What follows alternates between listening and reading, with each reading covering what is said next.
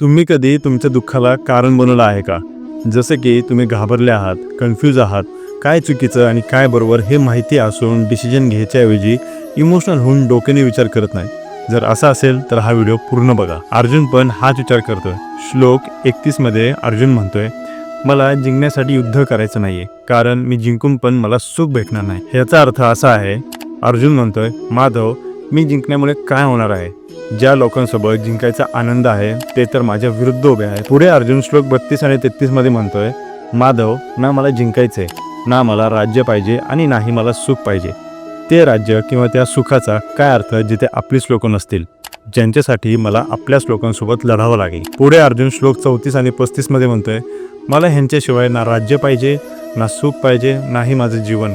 मला तिन्ही लोक जरी भेटले तरी मला ह्यांचा विनाश नकोय. ह्याला अजून थोडं सोपं करूयात. ह्या श्लोकमध्ये तुम्ही माणसांची जवळीक समजू शकता. कौरवांनी नेहमी पांडवांसोबत अन्याय केला. आज जर अर्जुनकडे ती संधी आहे, ज्यांनी त्याच्यासोबत चुकीचं केलं त्यांना शिक्षा द्यायची, तर तो त्या नात्यांची तुलना तिन्ही लोकांसोबत करतोय. जरी तिन्ही लोक त्याला भेटली तरी पण त्याला ती नकोय. हीच आहे अर्जुनची सगळ्यात मोठी हार. त्याने युद्ध न लढायचा विचार केला.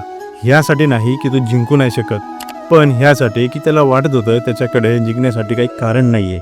आपल्यासोबत पण खूप वेळा असंच होतं. नात्यांमध्ये फसून आपण डिसिजन घेऊ शकत नाही आणि स्वतःसोबत अन्याय होऊन देतो कितीतरी वेळा. आता तुमच्यासाठी एक प्रश्न, तुम्हाला काय वाटतं, अर्जुनचे हे विचार आणि निर्णय बरोबर आहेत का? का तुम्ही पण नात्यांमध्ये अडकून स्वतःवर अन्याय होऊन देतात का? हे स्वतःशी नक्की विचारा आणि ह्याचं उत्तर मला कमेंट सेक्शनमध्ये नक्की द्या. तर बास, आजसाठी एवढंच. भेटूयात पुढच्या व्हिडिओमध्ये आणि जाणूयात कसं अर्जुनचं मन बदलतंय. तो दुसऱ्यांना चुकीचं दाखवून स्वतःला जस्टिफाय करतोय. श्लोक 36 ते 39 मध्ये.